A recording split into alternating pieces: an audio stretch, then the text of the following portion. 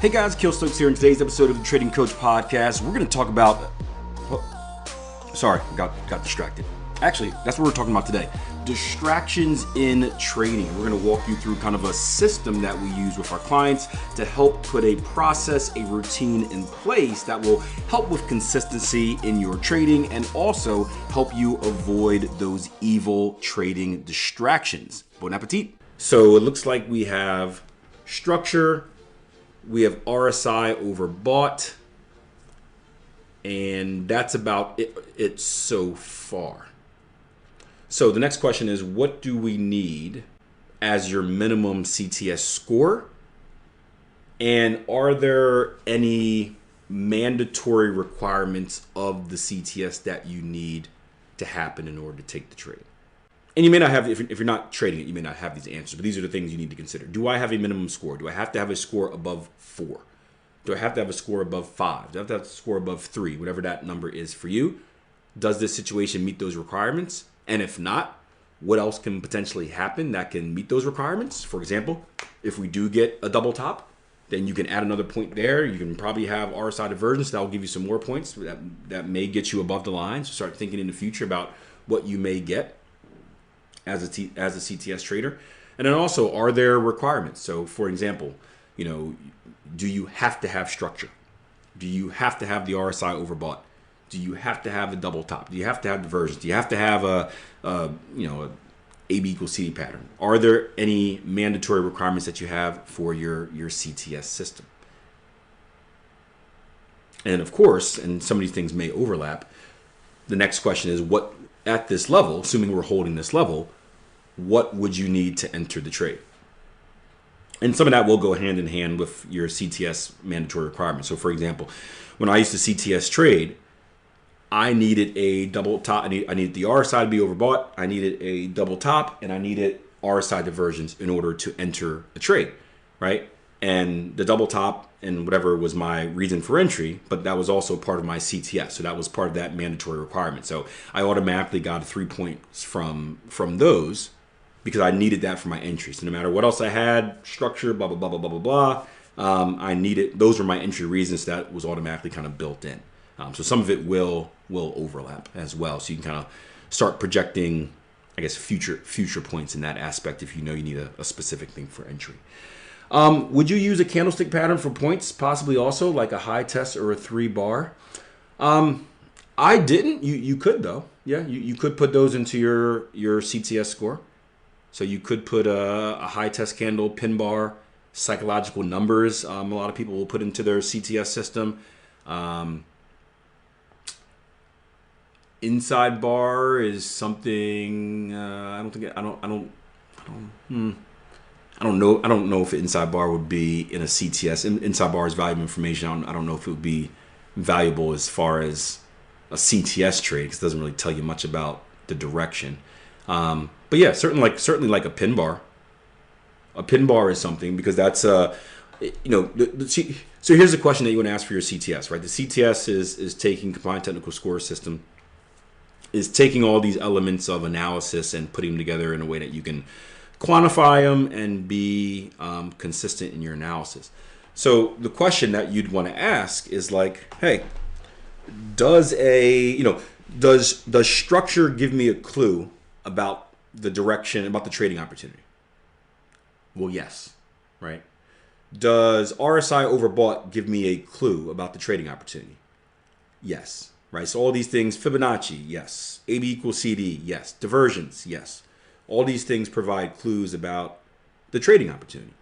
So when you're thinking about adding stuff to your CTS or subtracting stuff as well, if you don't use it, like if you don't care about AB equals CDs, take them out. Who needs them, right?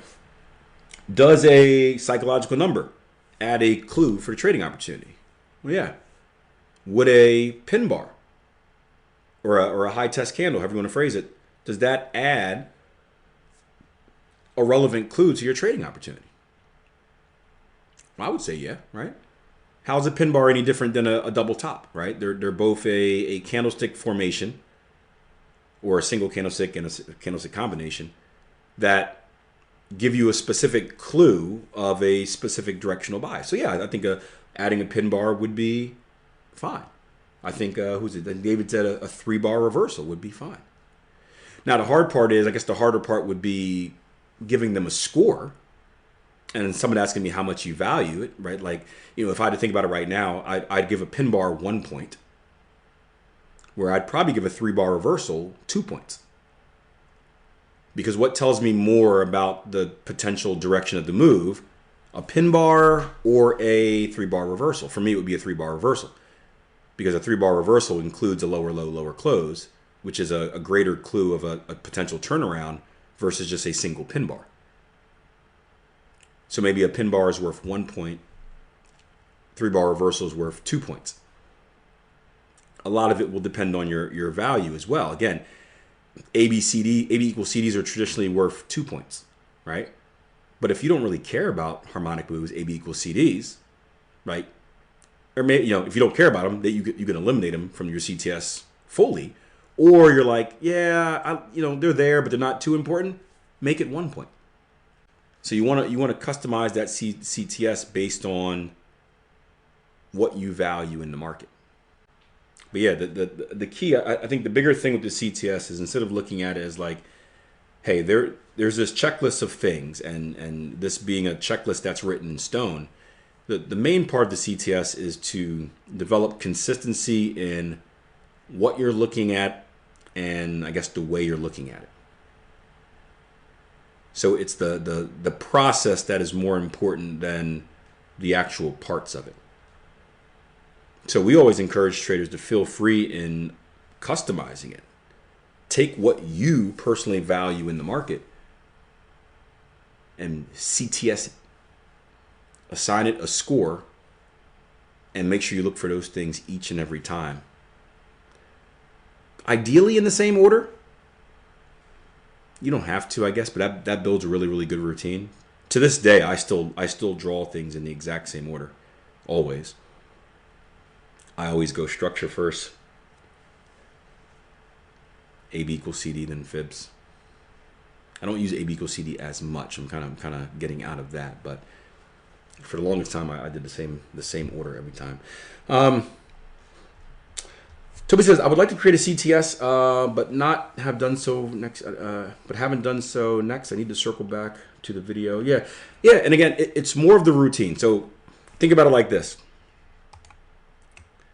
If we're going through that IPDE process, right? Identify, predict, decide, execute. The value of the CTS is basically looking for the same things each time. So like for me, for example, I always start off by looking at structure. And then again, I told you I'm getting a little bit away from the AB equals CDs, but I would always do called equal measured move, EMM. Or EM square, right? Equal measure move. Then I'd always do fibs. And then I'd always do kind of double top and the rest of the stuff that comes with that. Double top and then RSI. Right? So it built the routine of always looking at the same thing each way all the time. And that went right into my identify, my predict, running out of space here, my decide, right? And it flowed right under my IPDE. So it was a bigger process followed by a smaller process.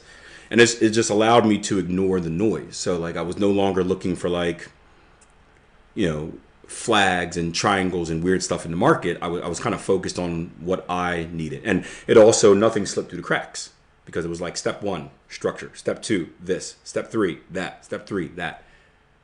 And it gave me a lot of, we always talk about confidence and routines. It gave me a lot of confidence in my trading, because I was no longer like, oh, what if I miss this? What if I miss that? I had written down and I knew exactly the things that I'm supposed to focus on. And because of that, I ignored all the other stuff in the market. And we know there's so much stuff in the market, right? There's so much other stuff in the market that it's easy to get distracted and be like, oh my gosh, what's that? Look at that candle. Ooh, look at that.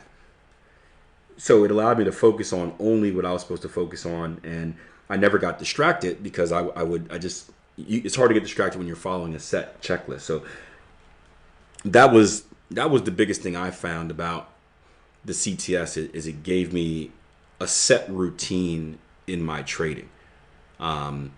It wasn't necessarily the parts, because the parts are customizable, but it was how I flowed, and then that follows right under the IPD, ED, identify, predict, decide, execute. And again, that's I don't trade CTS anymore, but that same routine has stuck with me 10 years later, just because it's ingrained, and I think it's good because again, there's so much in the market, and it's easy to get distracted, and especially if you're on social media and watching other traders, or you're in the live room and you see me talking about all this stuff that doesn't mean anything to you.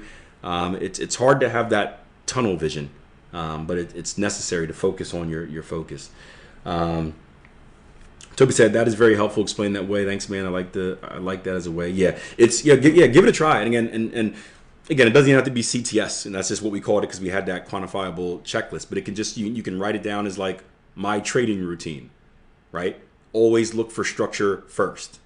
Always look for even handled number, like whatever it may be for you. Like try writing it out. I spoke to a trader the other day who was struggling with trading, and the answer was very simple. He was like, I'm struggling with trading. I don't have consistency, blah, blah, blah, blah, blah. What can you say to help me? Or what can you do to help me? And I asked him, I said, do you have a routine? He's like, no. I said, well, that's why you're all over the place, right? You're doing this one day and doing this the other day. Like, you don't have a routine. You don't have a routine. I see the same thing with my kids.